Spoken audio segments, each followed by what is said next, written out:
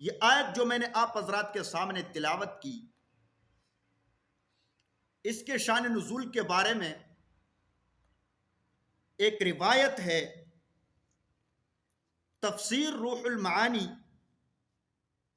نے لکھا ہے، ثعلبی اور ابن ابی حاتم یہ روایت کرتے ہیں حضرت عبداللہ ابن عباس رضی اللہ تعالی عنہ سے۔ یہ واقعہ تفسیر روح المعانی میں لکھا ہوا ہے۔ وہ واقعہ یہ ہے کہ اس سے پہلے یہ ذہن میں رکھو، منافقین کی اکثریت وہ یہودیوں کی تھی۔ یہودی اکثر منافق ہوا کرتے تھے۔ آج بھی جو منافق ہوتا ہے اس کے ذہن جو ہوتا ہے یہودیت کا ہوتا ہے۔ اکثر یہودی منافق ہوا کرتے تھے حضور علیہ السلام کے زمانے۔ تو ایک مسلمان تھا، برائے نام تھا منافق، مسلمانوں کے ساتھ نمازیں پڑھنا، تھا منافق، بشر نامی منافق۔ اس کا ایک یہودی کے ساتھ کسی معاملے میں اختلاف پڑ گیا۔ روایت کے سیاق و سباق سے معلوم ہوتا ہے کہ وہ لین دین کا معاملہ تھا۔ تو اب کسی کے پاس جا کر ثالث سے فیصلہ کرنا تھا، کسی کو ثالث بنانا تھا کہ ہمارے درمیان فیصلہ کرو۔ جو منافق ہے بظاہر مسلمان تھا، وہ کہتا ہے کہ اس طرح کرتے ہیں، جو یہودیوں کے سردار ہے کعب بن اشرف، اس کے پاس چلے جاتے ہیں۔ یہودی کہتا ہے کہ نہیں، اس کے پاس نہیں جاتے، پھر کس کے پاس جائیں گے؟ تمہارے جو رسول ہے محمد صلی اللہ تعالی علیہ وسلم، اس کے پاس جاتے ہیں۔ ہر کوئی اپنے آپ کو صادق و امین کہتا ہے۔ صادق و امین وہ ہوتا ہے، ایسے ہوتے ہیں صادق و امین کہ دشمن بھی اعتراف کر رہا ہے کہ اس کے پاس جائیں گے فیصلہ لینے۔ در حقیقت یہ منافق یہ حق پہ نہیں تھا، جو یہودی تھا وہ حق پہ تھا۔ یہودی کو اس بات کا یقین تھا کہ ہمارے جو سردار ہیں وہ رشوت خور ہے، ہو سکتا ہے کہ یہ مسلمان اسے کچھ دے دے، یہ منافق، فیصلہ اس کے حق میں ہو جائے۔ اور حضور علیہ السلام تو حق کی بات فرماتے ہیں،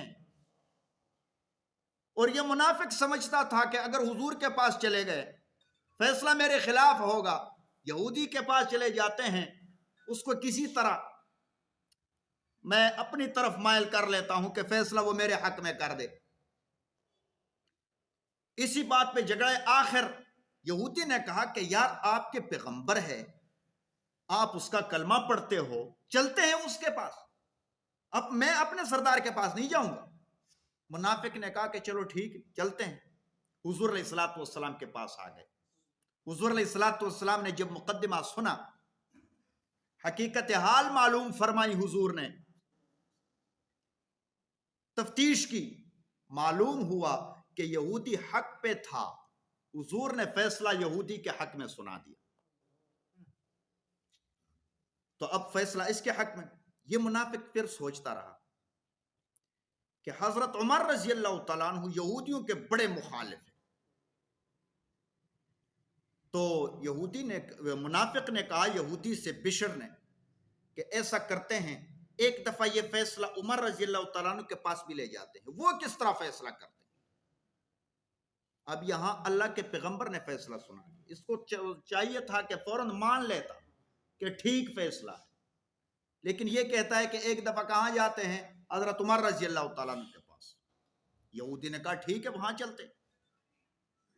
جب حضرت عمر رضی اللہ تعالیٰ عنہ کے پاس آئے، دروازے پہ دستک دی، حضرت عمر رضی اللہ تعالیٰ عنہ تشریف لائے۔ انہوں نے سارے حالات سے آگاہ کر دیا حضرت عمر رضی اللہ تعالیٰ عنہ، اور یہودی نے ساتھ یہ بھی بتا دیا کہ عمر، آپ کے پیغمبر نے میرے حق میں فیصلہ دیا ہے۔ منافق نے بھی کہہ دیا کہ ایسا ہی ہے، ہم ایسے ہی تحقیق کے لیے آپ کے پاس آئے۔ یہودی نے کہا کہ میں نہیں آنا چاہتا تھا، یہ مجھے لے کر آیا۔ منافق نے پھر اقرار کر لیا کہ واقعی میں لے کر آیا ہوں۔ حضرت عمر رضی اللہ تعالیٰ عنہ نے فرمایا کہ ٹھیک ہے، میں آ رہا ہوں، صبر کرو۔ حضرت عمر رضی اللہ تعالیٰ عنہ اندر تشریف لے گئے، اندر سے تلوار اٹھائی، باہر تشریف لائے، منافق کی گردن اڑا دی۔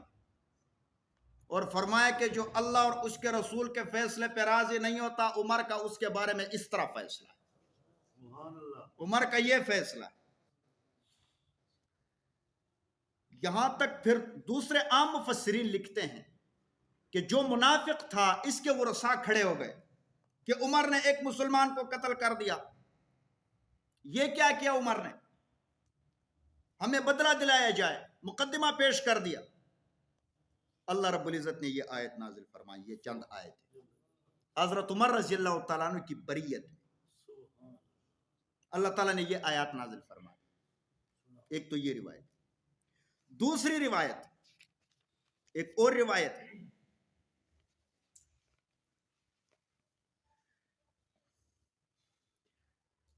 حضرت زبیر رضی اللہ تعالیٰ عنہ، یہ حضور نبی کریم صلی اللہ علیہ وسلم کے پھوپھی ذات تھے، پھوپھی کے بیٹے تھے۔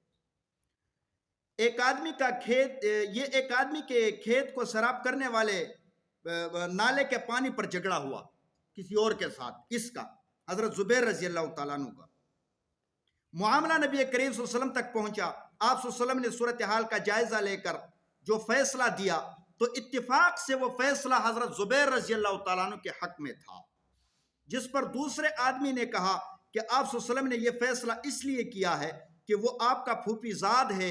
اس پر اللہ تعالیٰ نے یہ آیت نازل فرما دی کہ اللہ کا پیغمبر فیصلہ غلط نہیں کرتا۔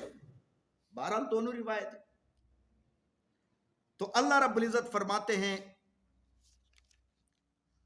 الم ترى، کیا آپ نہیں دیکھتے الی الذین، ان لوگوں کی طرف یزعمون، جو دعویٰ کرتے ہیں انہم آمنوا، کہ وہ ایمان لا چکے ہیں بما، اس کتاب پر انزل الیک، جو آپ کی طرف نازل کی گئی ہے، وما انزل من قبلک، اور اس کتاب پر جو آپ سے پہلے نازل کیے گئے تھے، تورات انجیل وغیرہ۔